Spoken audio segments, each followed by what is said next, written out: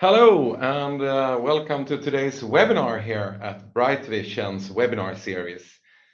Today, we're going to talk about how to create successful partner marketing campaigns that keep your channel partners engaged. And I hope we will have around 40 great minutes together. So thank you so much for logging in and attending this webinar. My name is Jacob Lovenbrand. I'm the managing director of Brightvision, and I will not be the only speaker here today, which is great. So I will start out today and talking a little bit about the agency side of campaigns, and then me, such Amal Fauster, who's the EMEA managing director of Allbound, a leading PRM solutions provider, will continue, and we will talk about two different angles of partner experiences and campaign handling. So I hope we can have really good content, rich half the hour to begin with, and then we have questions at the end. So with that, very, very welcome to today's session. For those of you who are new to Brightvision, I will just take 1 minute to describe a little bit what we are doing. We're an agency that provides channel marketing services for the IT and tech industry. And we've been doing that for over 20 years, actually. So this is our 21st year in business. And we are doing that as a full service agency. We have outbound and teleprospecting services, and we do have a digital offering and ABM offerings and things like that. So what we do is to drive revenue with leads and different campaigns that move the needles, either with vendors, but primarily with partners and partner marketing or channel marketing campaigns, so to say. And we're over 80 employees as of today, and we cover the European market and have regional delivery teams and so forth. And yeah, since we've been over 20 years in business, we have done over 3,000 channel related campaigns as of now and counting. So yeah, and this is a few of our client relationships that we're working with and examples of organizations we help. So we will talk about campaigns today, and we will have a theme here that goes through this both presentations. That's partner experience, PX, a very popular expression for all of these you who are working in the channel or in partner related roles to some kind. It's so important today, where there's a lot of competition on how we handle and how the partners are motivated and engaged in the campaigns that we're setting up together with them, and getting them motivated to work with you as a vendor and to put their best foot forward for your offerings and so forth. So it's really important that through the whole cycle of onboarding and recruiting partners, of course, which is typically what you do, as well as setting up campaigns and handling them in different systems and so forth, have a high quality experience, a partner experience that is good. And that is one thing we will talk a little bit about today. And in order to do that, we also need to know, of course, what is important for them. So when doing campaigns together with them, which is our core business here at Brightvision, we do different campaigns with distributors, vendors, as well as the channel partners, and doing in many different setups and configurations. But I will talk a little bit about specifically around why ABM campaigns, account-based marketing, is such a good idea to focus on in this year and next year in order to be efficient with your partner marketing. So IBM is, as you know, account-based marketing. And that is when we select a few accounts and do a campaign only focusing on a selected set of accounts that has something in common. When we do more traditional partner marketing campaigns with more broader approaches, it typically looks like this many times, especially if a vendor have a multi-partner theme campaign where we go to market with something that is quite similar. We have a lot of market overlap, message fatigue. In other words, a lot of prospects who gets the same message from different partners or consulting companies at the same time, which, it's not the worst end of the world, but it might offer a little bit of getting the message tired and feels copied, so to say. And this is also waste of advertising budgets, where we also advertise against the same companies time over time again. This is a lot of times it looks like this. What we suggest these days is using more of an ABM approach to create a more cost efficient campaign. It's of course depending on how managed your approach is towards your clients and partners. And if you have that relationship where you actually can provide them with accounts that they are dedicated to. But if that is possible, it's definitely more cost efficient from many perspectives to have a more divided setup based on which partner and channel relationship is going after which subsegment of your total targeted market. That creates more efficiency from advertising budget perspective. It reduces overlap and message fatigue. And it also creates more incentive for each partner to actually do a really good job on this specific subset of accounts. We've seen it work really well in many cases. And this is a strategy we would like to recommend going forward when you do have multiple setups, multiple partners doing the same message or the same campaign. It is a little bit more administrative work to get this done, since you need to define your total targeted market for the specific area of message, but it's definitely worth it. So it needs a little bit of discipline, of course.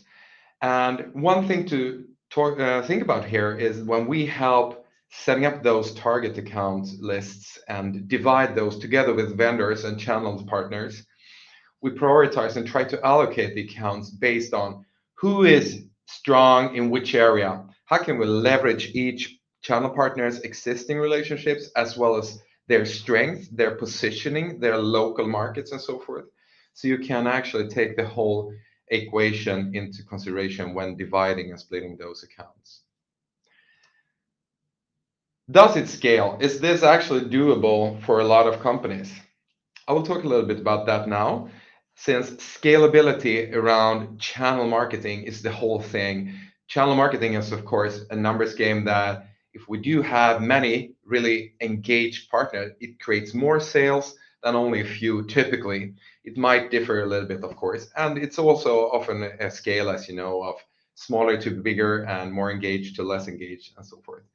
But important is that can we do it multiple times at the same time, so to say? There is a difference between campaigns, of course. We can either do custom partner campaigns or we can do more campaign in a box set approach where you more or less have a well-defined package campaign going forward to the partner and say, this is what you get. You can do this, or you can, of course, decide to not participate, but this is what we offer. Another approach is to do more of a master campaign where the partner can pick and choose. So what we mean with a campaign in a batch is less hardcore defined, so to say, but rather a set of assets and a set of things they can use for their digital marketing as well as telemarketing packages they can add on for their specific local market, translated to different languages depending on which country the campaign is covering. So that's what we're going to focus on now.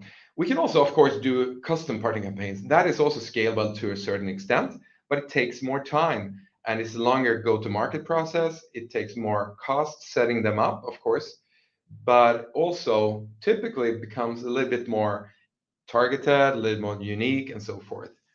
But I think if you want to scale this really good and do it over and over time and find a platform, we need to have some kind of master campaign that supports all the segments and all the regions. So the first step when doing this is to try to define some kind of master account-based marketing where we have the different things based on the theme, based on the target buyer personas, and also, of course, the selected accounts that might end up in a few different industries or countries or regions. And basically, based on that, um, develop a creative campaign with different kind of assets and contents and support that we easily can set up and adjust and implement together with the partners. And with that setup, it will be much, much more efficient to get it done together with a partner than if we only do custom-based campaigns with the the best top 10% partners and so forth.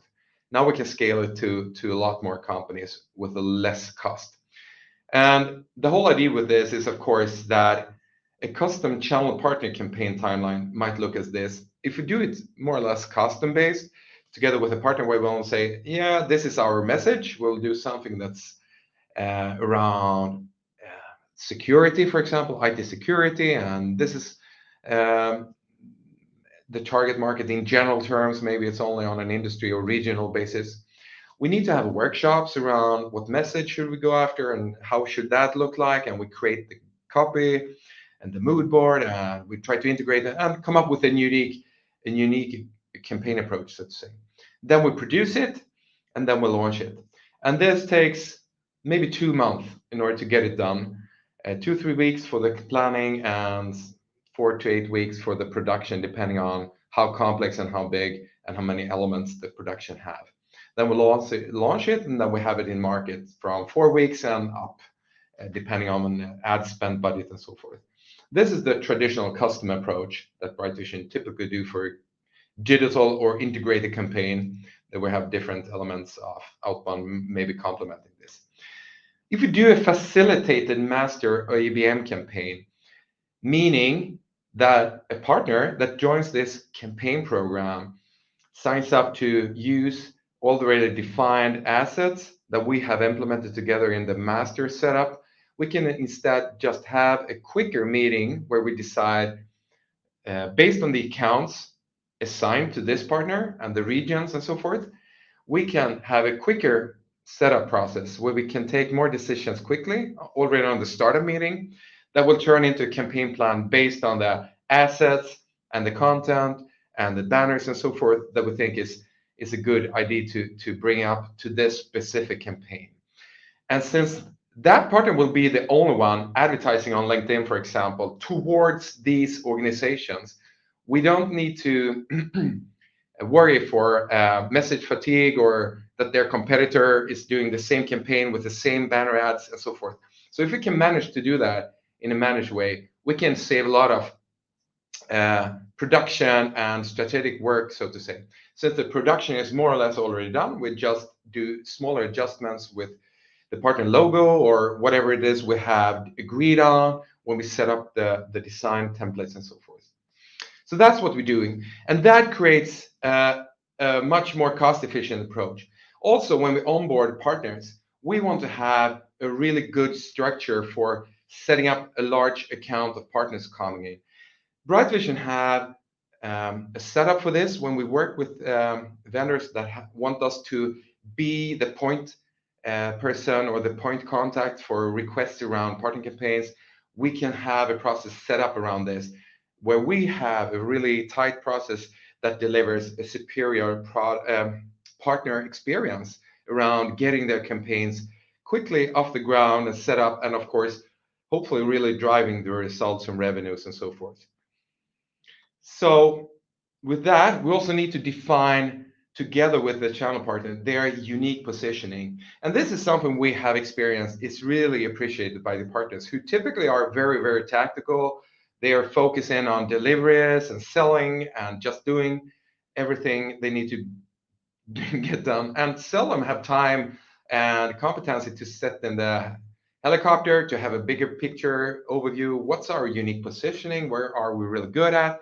And just asking those questions so we can help them set a plan going forward. A very quick example of with this, when we did that with a partner in Norway, actually a Nordic partner, but this was their Norway branch called Innofactor. where we did a ABM campaign towards the municipalities of Norway.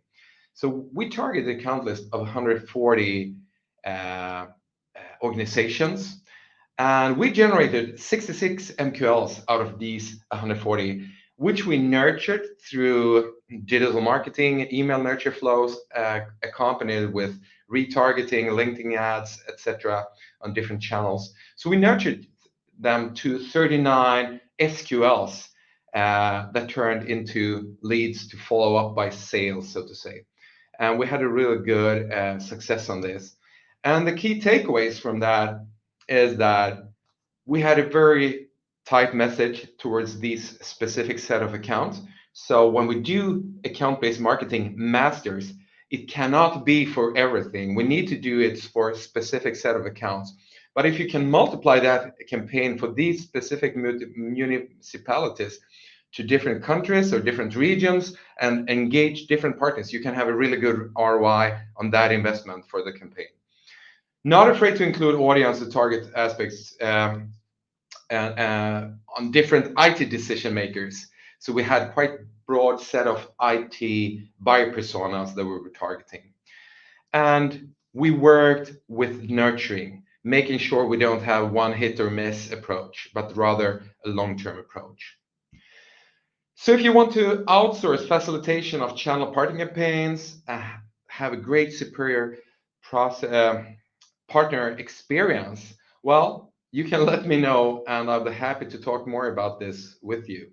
And that was an idea around partner experience from a campaign perspective that we know is very appreciated by the partners we've done it with. Now we will have another partner perspective. Misak, I'm letting you take over from here. Hey Jacob, how you doing? Great. So Great. Good to have you with us. Yeah, thank you very much for having me. Thank you very much for having me. And great presentation. It's always good to see kind of the mesh of ABM approaches with partner management as well. I used to work in ABM many years ago. So it's really good to see those two ecosystems coming together. Yeah, great. So just to introduce myself, my name is Mishak Amwafusta. I'm Managing Director for Allbound.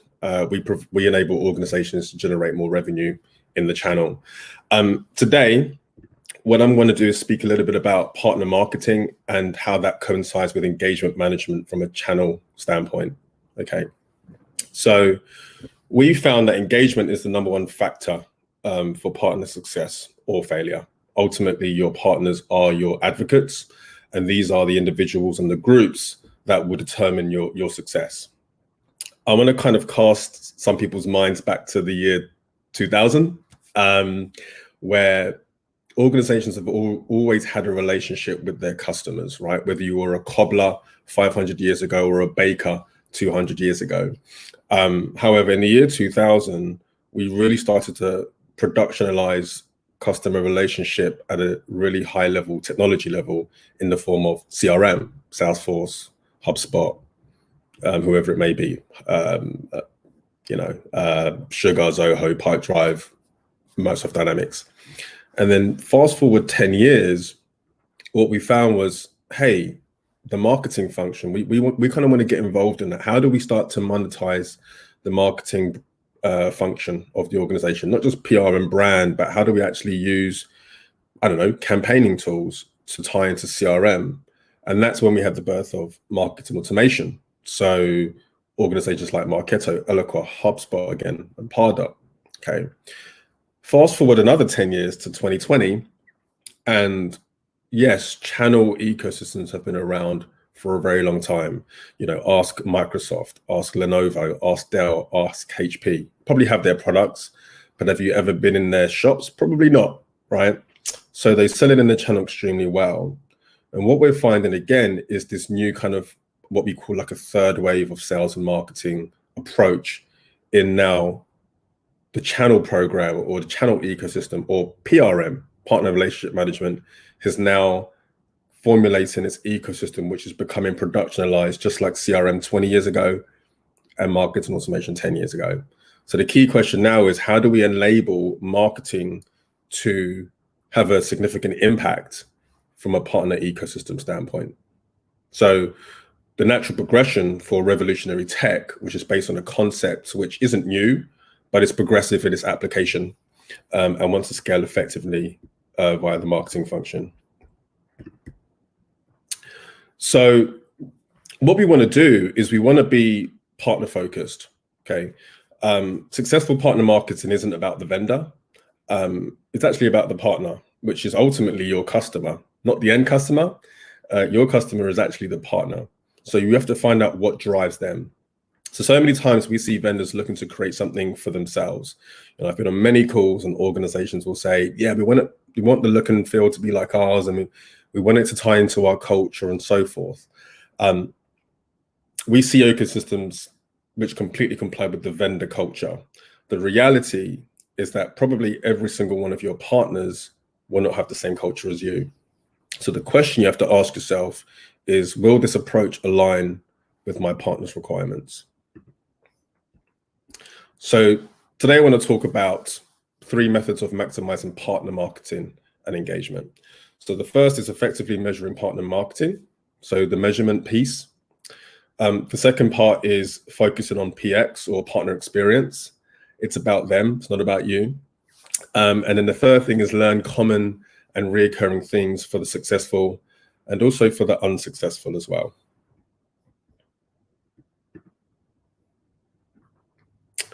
So when we discuss KPIs with a lot of organizations, more often than not, I hear opportunity creation and revenue numbers.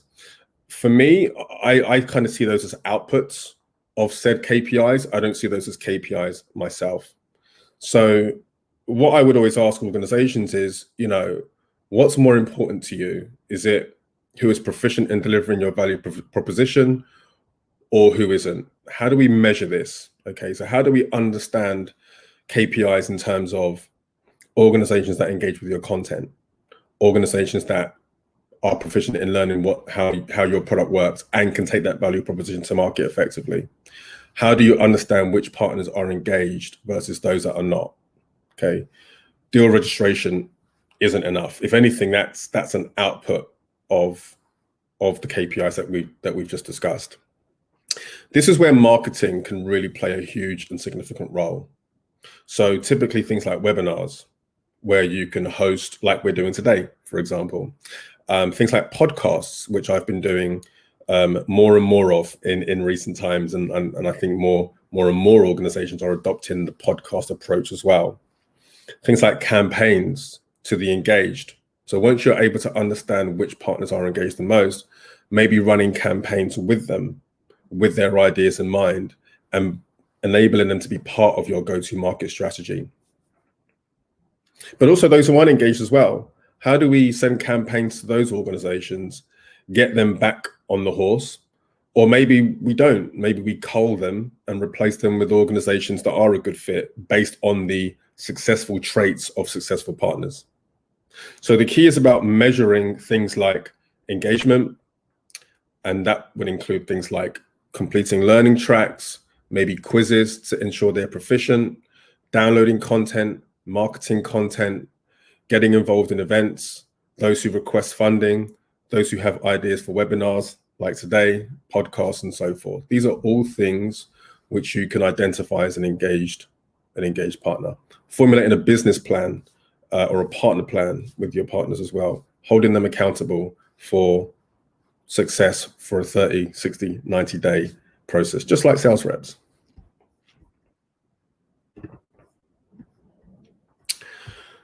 The next one is to focus on PX. So this is all about empowering your partners. So a couple of weeks ago, I hosted a podcast, and one of the things which we discussed was the difference between features and customer experience. So is your focus on features, or is it about the experience that the partner has? So if you think about products that you've used in the past the most, was it the functionality that you liked about it, or was it the experience you had when using it, which in turn enabled you to utilize their functionality as much as possible? So just a trip down memory lane, my first career job after graduating was in audio, video, and web conferencing, just like what we're using to communicate today. Yeah, you nod your head, Jacob. After spending 5 years in that space, I was convinced the industry was saturated. Obviously, I was completely wrong. We had a pence per minute per line model, and over the course of 5 years, that had just been chipped away to virtually free or voice over IP. So in my mind, I'm thinking this is a completely saturated market. I got to get out of here. And how wrong was I? So fast forward to 2020, and yes, some market forces have played a role, but I think we can all agree that certain web conferencing providers have fared more than others. Now, was it because they had a better product, or was it because they had a better customer experience or user experience? Steve Jobs, who was once challenged on how Java addresses the ideas embodied in OpenDog, and I think the challenger was alluding to or inferring that OpenDog was more of a robust programming interface. Steve Jobs said, you've got to start with the customer experience first and then work backwards to the technology. You can't start with the tech and then try to figure out how you're going to try and sell the product. And I think that really resonated with me, because in this case, the customer isn't the end customer, it's the partner. That's who your customers are. So how do we create an experience for them and then work backwards towards the technology? This is achieved ultimately as well from a marketing standpoint by things like collaboration, communication, coordination, regular QBRs, involving your partners in go-to-market strategies, not doing it just internally, inviting them to partake in these go-to-market strategies, funding, webinar series, podcasts, and so forth. So this again is where marketing plays a huge role in the development of the ecosystem. Sales and marketing are, in an ideal world, should be best friends.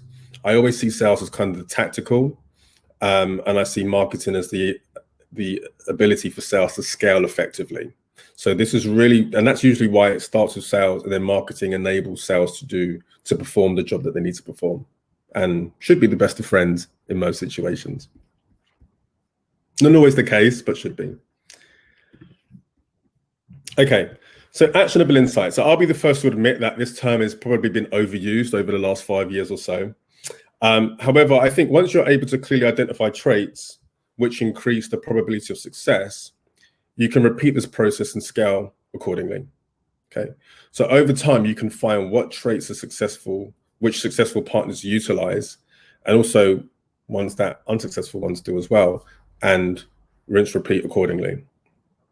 So we found, as an example, that partners who tend to share content more in their own ecosystems tend to work with successful vendors, just sharing content with the end customer. That's it. Something quite simple, but those who do that more often than others tend to have very happy vendors. We also found that successful partners tended to spend more time in certain places in partner portals, for example.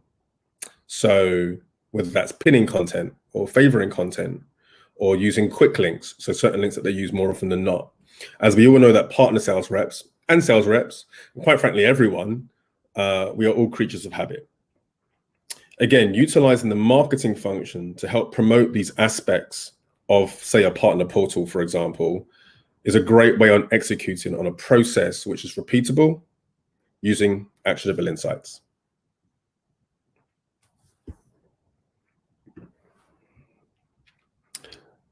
Thank you very much for your time. Feel free to contact us here at Allbound. But yeah, thank you very much for having me, Jacob. Well, thank you so much for sharing those insights on partner engagement and focusing on partner experience there.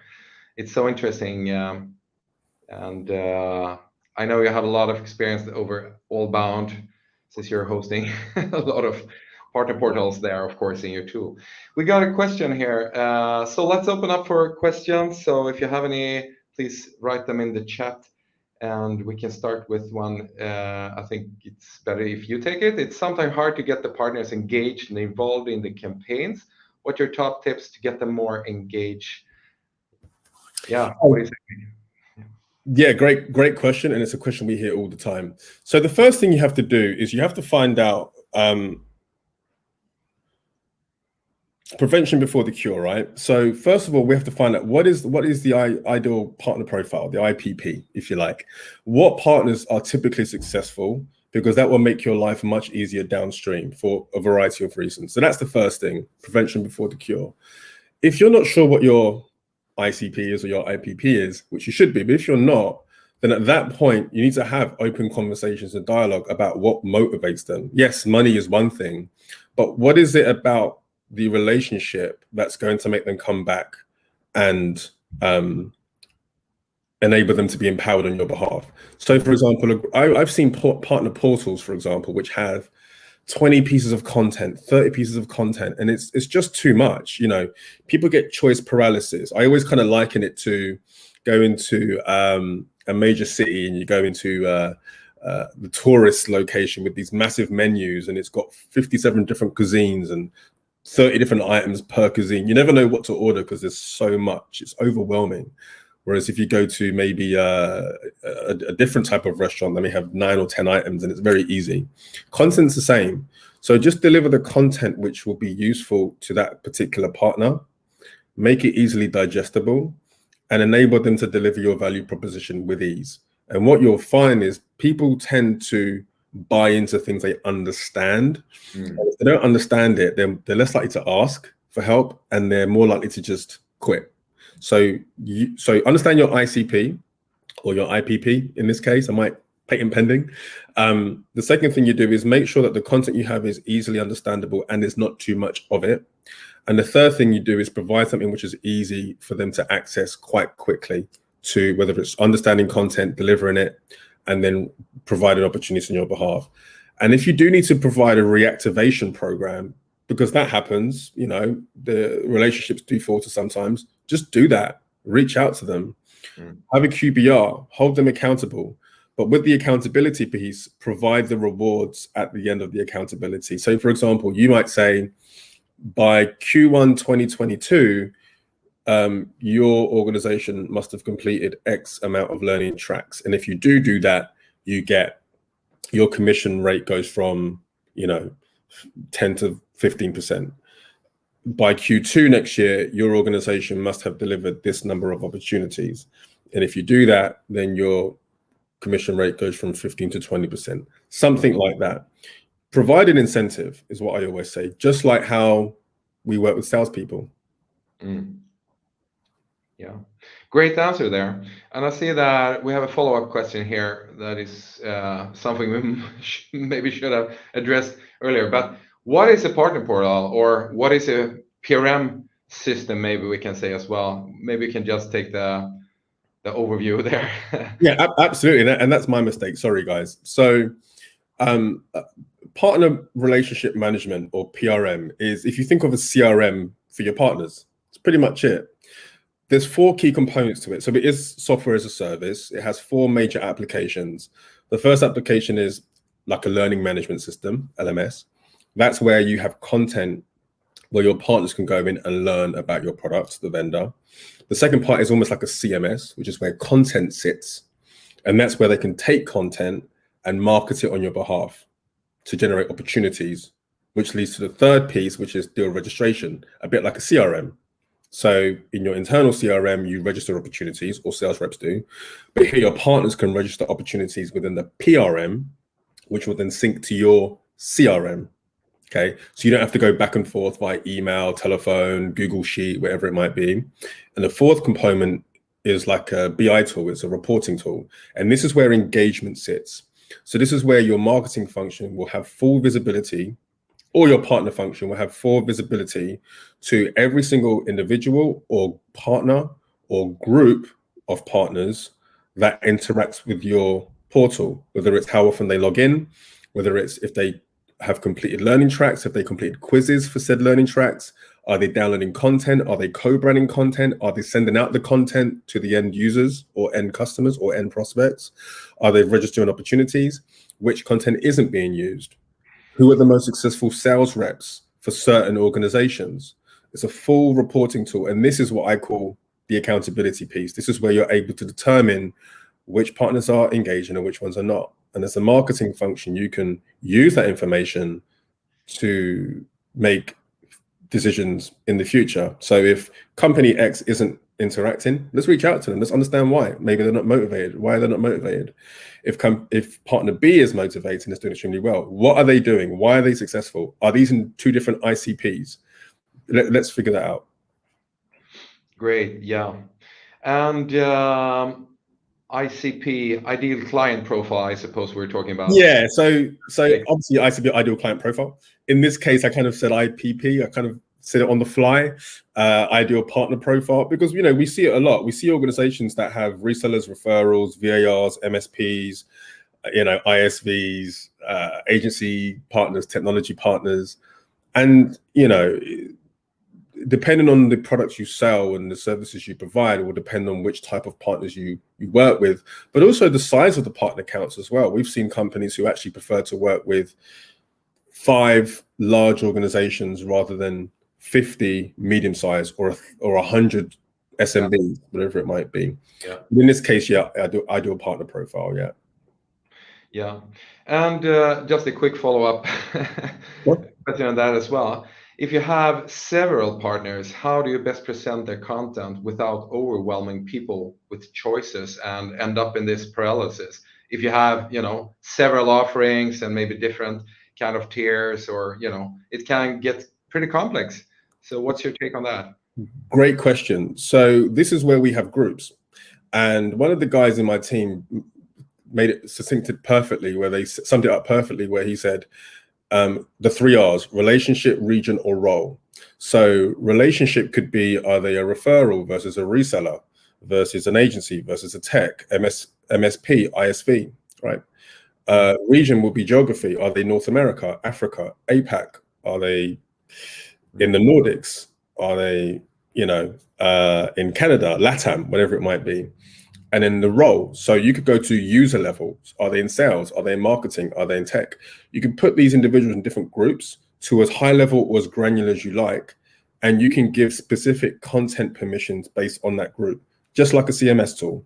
So if I'm in a different location, or maybe it's based on different languages, which is the reason why PRM works extremely well in Europe. I've always been quite jealous of our US cousins because the US has a massive market, and it's one big place that's the size of a continent, but it's just one country and the same currency and the same languages and so forth. Whereas in Europe, you have a multitude of currencies, a multitude of languages, a multitude of cultures. So PRM plays really well because you can provide a specific portal experience for an individual partner, for an individual user, or for an individual group. So it's basically just grouping, just like a CMS tool. Yeah.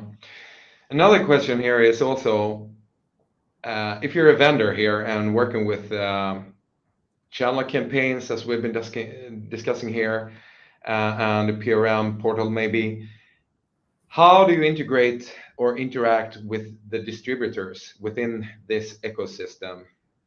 Do you have any best practices or recommendations from your point of view there? Maybe I can give mine as well. But if you start there, what would you say? Yeah, absolutely. So every partner relationship is different, right? Distributors tend to be quite a unique relationship. So within the tool, there are actually, or within certain tools, there are actually collaboration spaces, a bit like a WhatsApp or like a Facebook Messenger type scenario, where you can actually have groups, typically on a one-to-one basis with the partner for obvious reasons, trade secrets and so forth. But you can actually form collaboration groups and spaces within the portal where you can discuss things, whether it's at a high level or whether you can discuss things that are appended to specific opportunities. So that's one way of doing it. But again, the partner experience based on the partner depends on the type of partner that they are. So again, if they are a distributor and you have a certain relationship with that distributor, you may or may not provide them with certain access to certain things based on the fact that they're a distributor versus a referral or an agency partner or an SI or whatever it might be. So, yeah, that's great.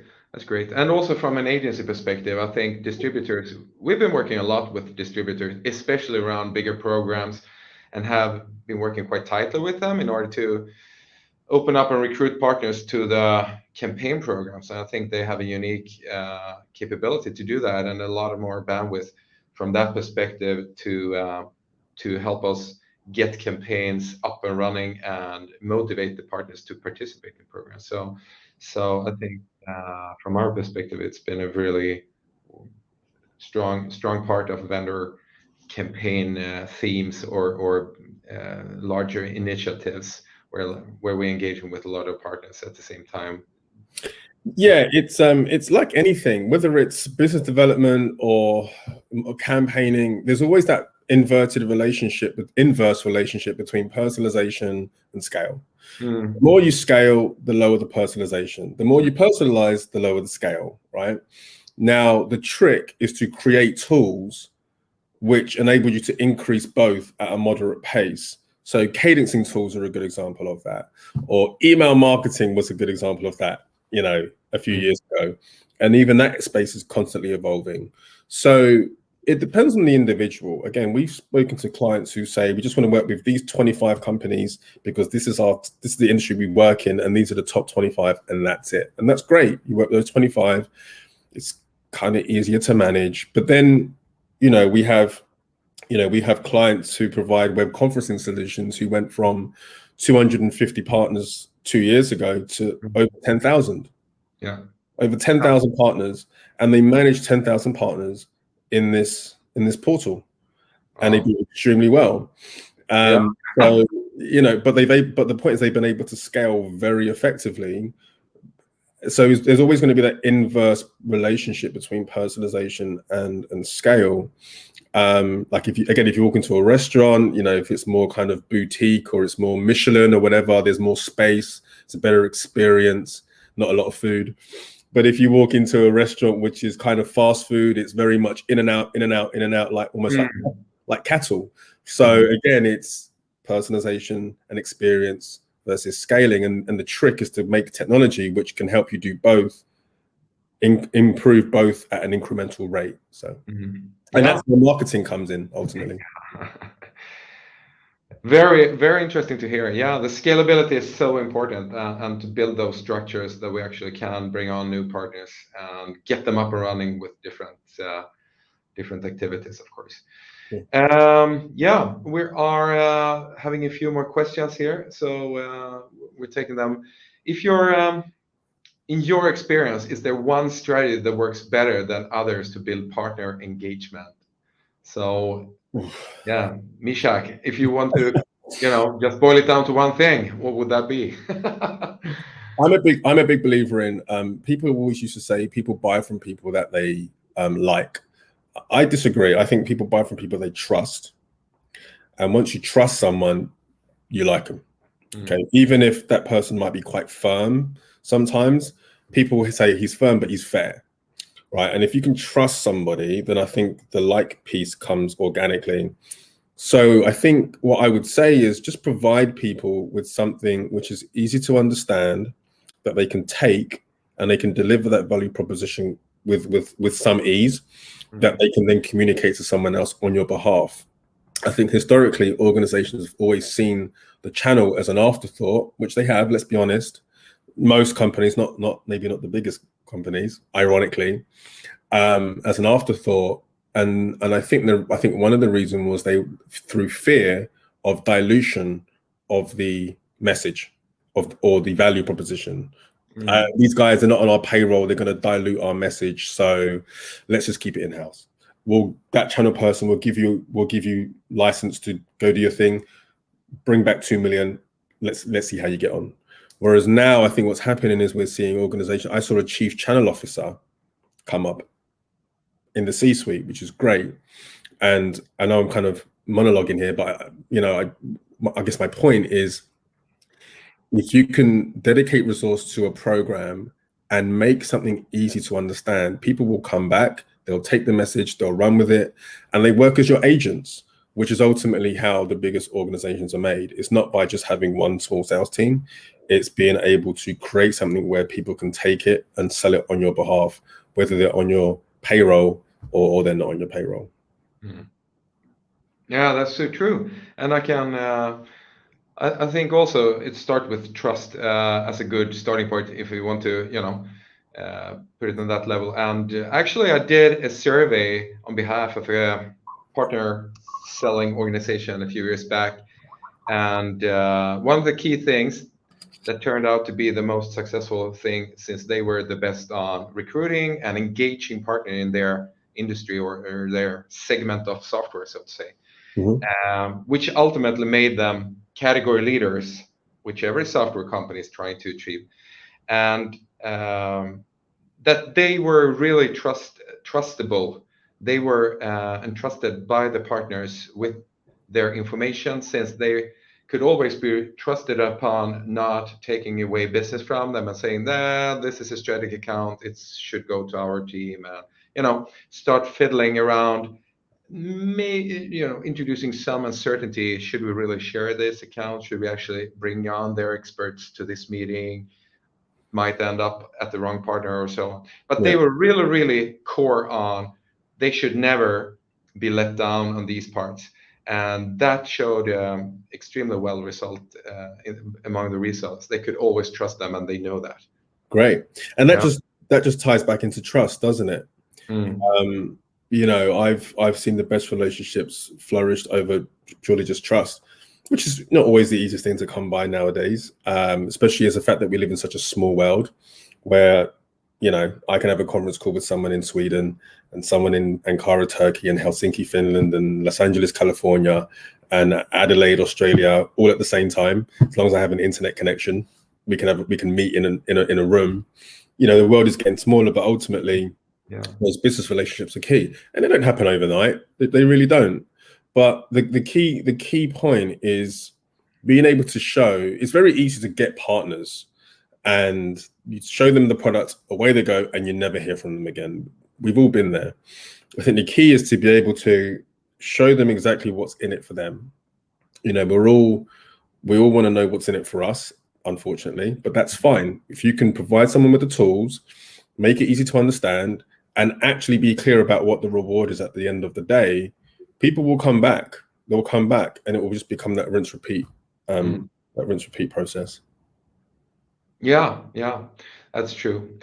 Another very practical question here from how big, I suppose, should a partner program be when it pays off to invest in some kind of PRM system? How big should they be? Yeah, how large should it's all. So when we speak to prospects, we ask them between 15 and 18 questions, right? Tell me about your partner program, and that's just to get an idea of what they're doing. And a lot of the time, they answer some of the remaining questions in that response. To have the number of partners is very important. How they structure their partners. Do they provide a tiering approach, or is it kind of one size fits all? And both are fine, depending on the industry and their space. Do they have content ready to go? And again, it doesn't have to be War and Peace. It can be 5 to 10 pieces of content. They should have a CRM, or don't have to, but it's useful to have a CRM. That's where they all sit, and the people sit in the PRM. Your partners sit in the PRM. Then we talk a little bit about how they train and onboard partners, how they distribute content, how they receive opportunities from partners. We'll also ask them business-led questions. So what's the average order value? If you're selling a product which, is you're charging 3,000 euros a year, that's fine, but how many of them are you selling? Which would be the next question. How many opportunities do you create on a monthly basis or a quarterly basis or an annual basis? What's your conversion rate? Things like that. Whereas if you're selling a product which is 6 figures, 7 figures, then you don't need to sell a lot of it to justify the portal. So these are all questions that we ask. And these are the main components. Do you have content? Do you have partners, or a strategy to acquire partners? Do you have a CRM? Do you have personnel in your organization that can actually run the portal? They don't have to be in it every day, but it's good to have a sales ops person to be part of the CRM integration. And it's good to have a marketing person to provide the content. And it's good to have a partner person, obviously, to manage the relationships. And as long as you've got those kind of 4 to 5 components, you're in a good place. And ultimately, a product which can form partnerships where it's not hard to find partners. Yeah, great. I thought we were going to say it's never too early. No, I would disagree with that. We're not a round peg square hole type organization. We've had businesses who've, there have been the odd occasion where a company is signed up with no partners, right? But we only recommend it if they have a partner acquisition strategy.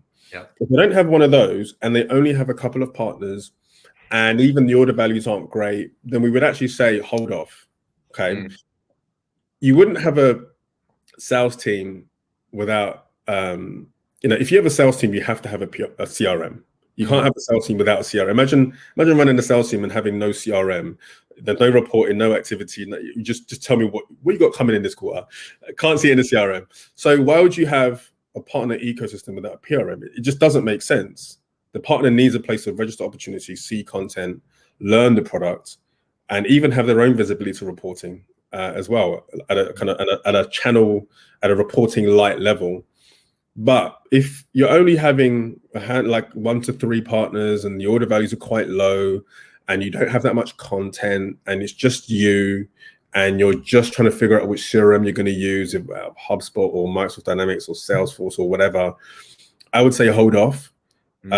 Get a very basic framework, and then that's when you would discuss a partner relationship management portal for sure. Yeah, great answer. Great. Well, I see that we are running out of time here, and I think we covered most of the questions here. At least we touched upon most of the topics here. So with that, I'll say thank you so much, everybody, for your time today. It was great to have you listening in. I hope you have heard some new ideas or got some thoughts that you can take with you to your daily work. And thank you so much, Mishak. It was really, really good to have you on as well to complement this webinar as well. Thank you for joining. Thank you for having me, Jacob. Appreciate it. Yeah. So with that, thank you so much, everybody. And hopefully see you soon again in some other webinar. And have a great day. Bye.